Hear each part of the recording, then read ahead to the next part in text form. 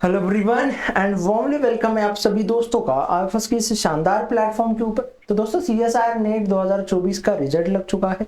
उसी के साथ साथ आईएफएस के होनहार बच्चों ने, आईएफएस के मेहनती बच्चों ने इस साल भी जो है इस रिजल्ट में चार चांद लगा दिए हैं और बहुत ही होनहारी के साथ और बहुत ही मेहनत के साथ बहुत बेहतर रैंक को जो है इन्होंने हासिल किया है। तो ऐसे ही कैंडिडेट से हम जुड़ रहे हैं, बात कर रहे हैं, समझ रहे हैं उनकी जर्नी के बारे में। तो कोई हमें रिकॉर्डेड कोर्स वाला, कोई लाइव बैच, कोई यूट्यूब से पढ़े हुए बहुत सारे बच्चे मिल रहे हैं। तो आप जो भी नए एस्पिरेंट्स इस एग्जाम्स के लिए प्रिपेयर कर रहे हैं, तो मुझे पूरा यकीन है कि आपको जो है वो बहुत हद तक बहुत डिफरेंट डिफरेंट एस्पेक्ट से इस एग्जाम्स को देखने को मिलेगा, समझने को मिलेगा। और उसी के साथ साथ आपको जो है वो स्ट्रैटेजी भी, अप्रोच भी इस चीज समझ में आ जाएगी। तो मिलते हैं ऐसे ही एक कैंडिडेट से जिन्होंने इस एग्जाम को बेहद ही बेहतरीन रैंक के साथ क्वालिफाई किया है जेआरएफ को, और जानते हैं उनसे ही उनकी जर्नी को क्या रही है, उनकी ओवरऑल जर्नी इस एग्जाम की। तो हेलो दोस्त। Hello sir. ओके, तो थोड़ा अपने बारे में हमें इंट्रोड्यूस कीजिए। सर मेरा नाम शौपर्णव घोष है। मैं वेस्ट बंगाल से हूँ। मैंने एमएससी के बाद ये फर्स्ट अटेम्प्ट था मेरा, जिसमें मेरा जेआरएफ क्वालिफाई हुआ है। मेरा ऑल इंडिया रैंक 87 आया है इस बार लाइफ साइंस में। मैं MSc West Bengal State University से किया था, और उसके बाद ये 2024 दिसंबर का मेरा फर्स्ट अटेम्प्ट था एमएससी के बाद।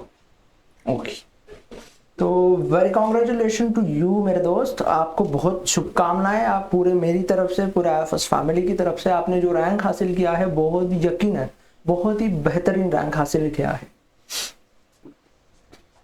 Thank you sir. तो आपने इतना अच्छा रैंक हासिल किया है, इतना शानदार रैंक हासिल किया है, तो यकीनन आपकी जर्नी जो है वो भी बहुत ही बेहतरीन रही होगी। तो थोड़ा अपनी जर्नी जो है हमारे साथ शेयर कीजिए, ताकि नए जो एस्पिरेंट्स इस एग्जाम्स के लिए प्रिपेयर करेंगे तो उनको भी जो है हेल्प हो जाए। मुझे तो पहले आईएफएस के बारे में पता नहीं था, मुझे यूट्यूब से पता चला। यूट्यूब में आपका जो आईएफएस का प्लेटफॉर्म है उसमें मुझे पता चला। इसके बाद मैंने आईएफएस का रिकॉर्डेड जो कोर्स है वो लिया था। तो अक्टूबर में दिया था मैंने, 6 मंथ का रिकॉर्डेड कोर्स मैंने किया उसमें, और यूट्यूब में भी जुड़ा रहा मैंने। तो जो रिकॉर्डेड कोर्स था उससे बहुत हेल्प हुआ मुझे। और जो मेरा जो इस बार क्लियर हुआ, वो पूरी की पूरी जो क्रेडिट है वो आईपीएस टीम को ही जाता है सर।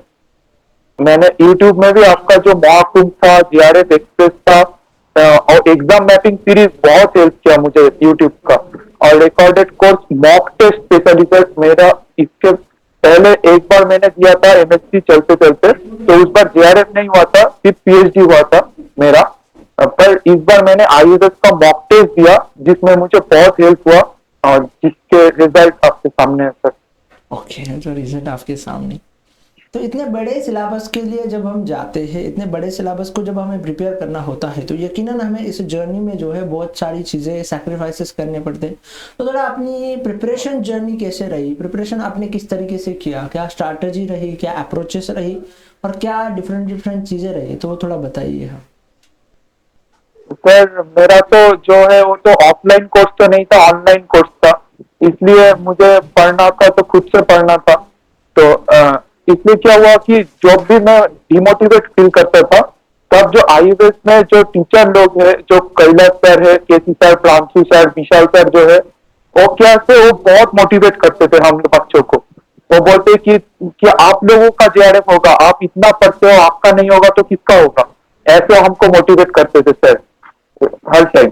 तो कभी हमको डिमोटिवेट नहीं फील होने दिया। ओके, तो मुझे ये बताओ कि आपके इस जर्नी में आपका मोटिवेशंस क्या रहा, क्यों आपको ऐसा लगता है कि सीएसआईआर नीट के लिए प्रिपेयर करना चाहिए था।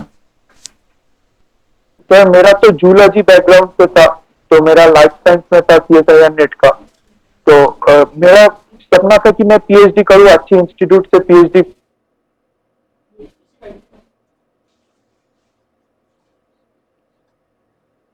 तो जानी था, और जूलॉजी से था। जूलॉजी में मेरा एमएससी था, तो वहां से पीएचडी करने का मेरा सपना था।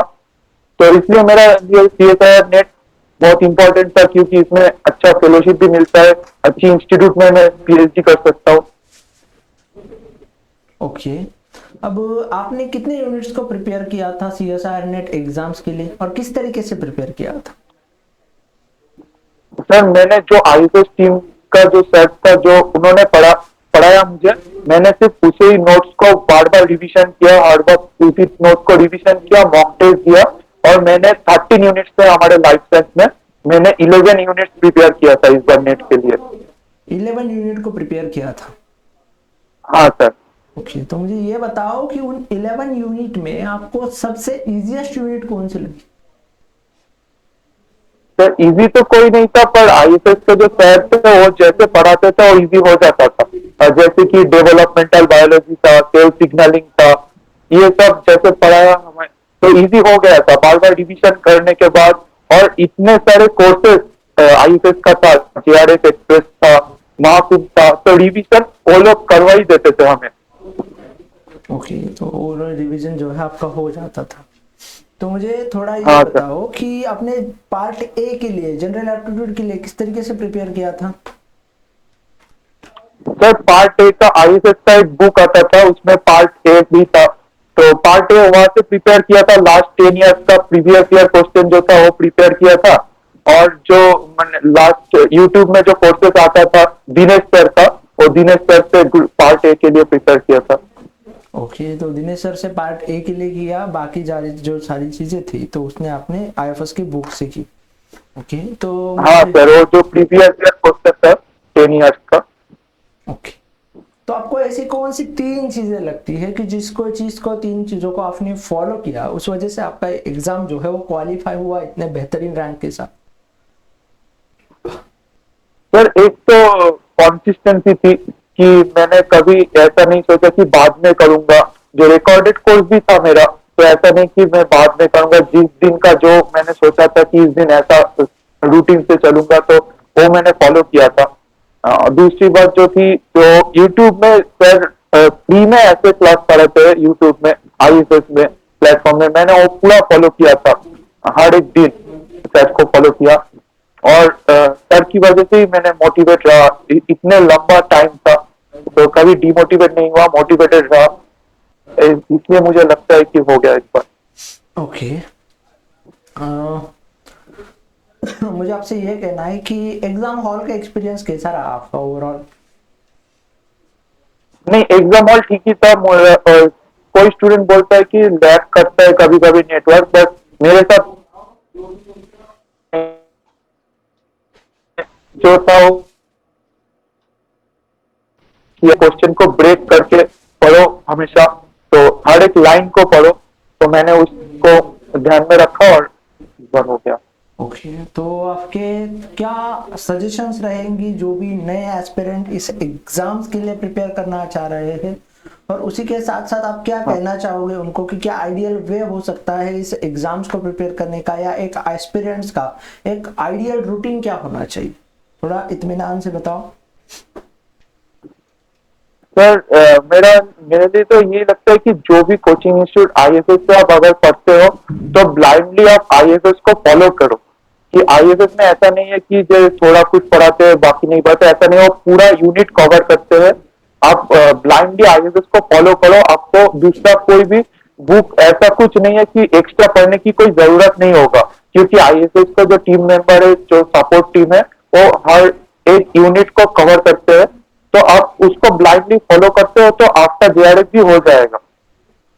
ओके, तो आपका जेआरएफ भी हो जाएगा। ओके, तो इसी के साथ साथ थैंक यू सो मच दोस्त for sharing your journey, your knowledge, your experience, your struggle with us.